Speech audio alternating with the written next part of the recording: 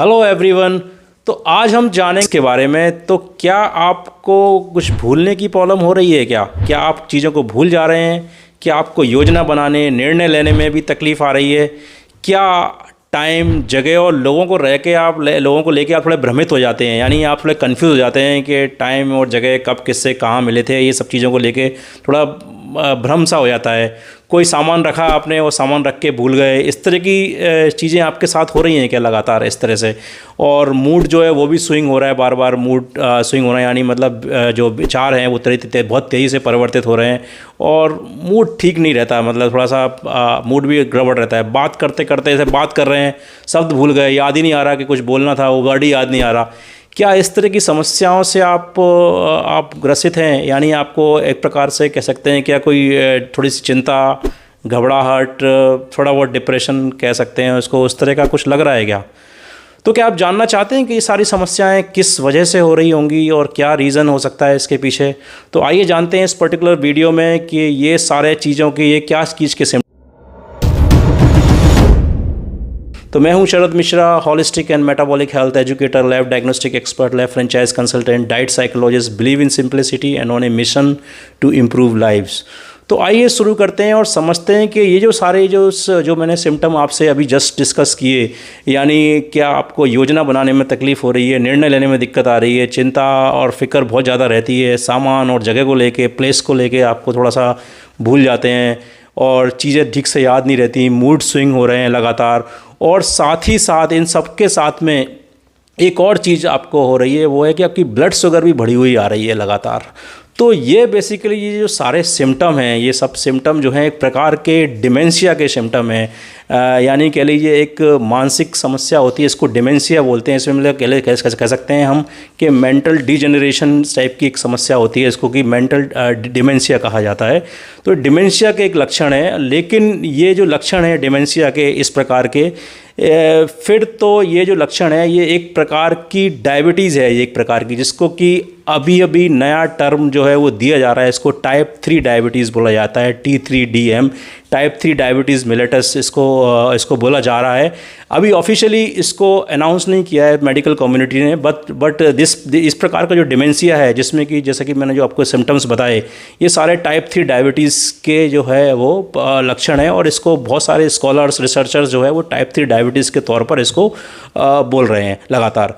तो अब ये टाइप 3 डायबिटीज़ है, तो ये क्या है? ये बेसिकली T3DM और T2DM से ये T3DM क्या चक्कर है ये बेसिकली? तो होता क्या है बेसिकली, जो टाइप 2 डायबिटीज़ होती है, जो टाइप 2 डायबिटीज़ है वो जो है वो कन्वर्ट होकर जब उसकी एक सीवियर कंडीशन डेवलप हो जाती है, यानी ब्लड शुगर लगातार बढ़ी रहती है जिन लोगों की, यानी जो ब्लड शुगर का कंडीशन जो है, डायबिटीज़ कंट्रोल में ही नहीं है, कंट्रोल से पूरी तरह बाहर है, उनको ये सारे सिम्टम्स होने लगते हैं। और वही सारे पेशेंट जो टाइप 2 डायबिटीज़ के पेशेंट हैं वो टाइप 3 डायबिटीज़ में कन्वर्ट हो जाते हैं, यानी एक प्रकार की डिमेंशिया वाली कंडीशन में चले जाते हैं, जिसको कि टाइप 3 डायबिटीज़ बोलते हैं।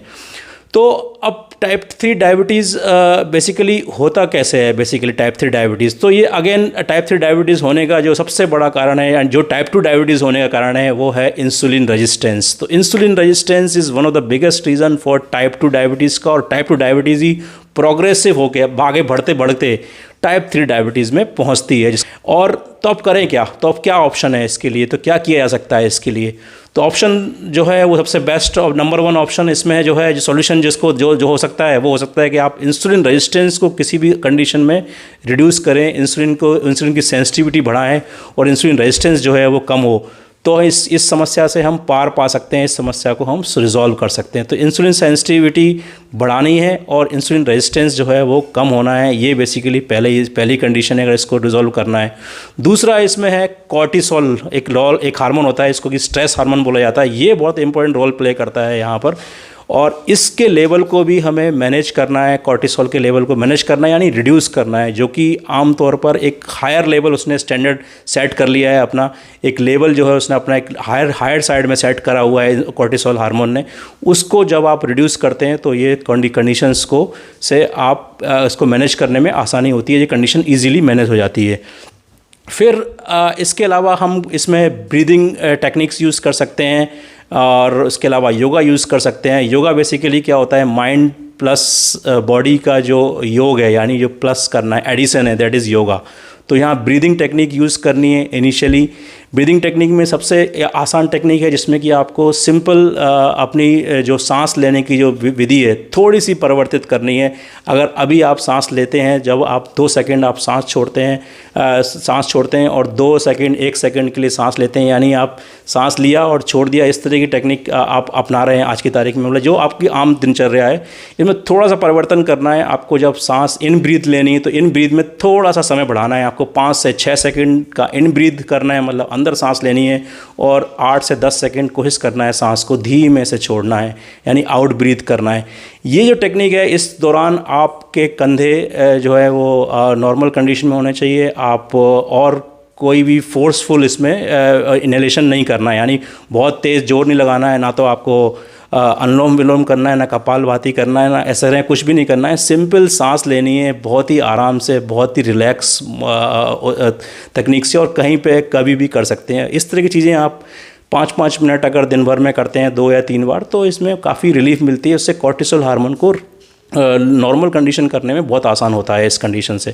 तो ये एक टेक्निक हेल्प करती है। और उसके अलावा आपकी डाइट आती है जिसमें कि LCOF जो डाइट है, जिसमें कि लो carbohydrate, low calorie, optimum fat जो डाइट जो है वो आप यूज़ करेंगे तो उससे आपको और फ़ायदा होगा। इसमें लो कार्बोहाइड्रेट यूज़ करना है, लो कैलोरी और ऑप्टिमम फैट डाइट जो है ये आपको हेल्प करती है बेसिकली ओवरऑल ब्लड शुगर को मैनेज करने में। ओवरऑल आपके अदर हार्मोन्स का जो डिस्टर्बेंस हो चुका है, ऑलरेडी कॉर्टिसोल बढ़ता है तो सारे हार्मोन्स का डिस्टर्बेंस स्टार्ट होता है, तो उनको मैनेज करने में हेल्प मिलती है इस पर्टिकुलर डाइट से। तो मैं समझता हूँ आप समझ गए होंगे कि जो इस तरह के अगर सिम्टम डेवलप हो रहे हैं तो एक प्रकार का डिमेंशिया यानी टाइप 3 डायबिटीज़ की तरफ बढ़ रहे हैं, जो कि अभी ऑफिशियल टर्म नहीं है, बट स्कॉलर्स एंड रिसर्चर्स ने इसको अभी ये टर्म दिया हुआ है। तो आपको अगर ये वीडियो पसंद आया हो तो इसको आगे और लोगों तक फॉरवर्ड करें, लाइक करें, शेयर करें और बताएं लोगों को इसके बारे में है कि इस तरह की कंडीशंस से कैसे डील करना है। Thank you.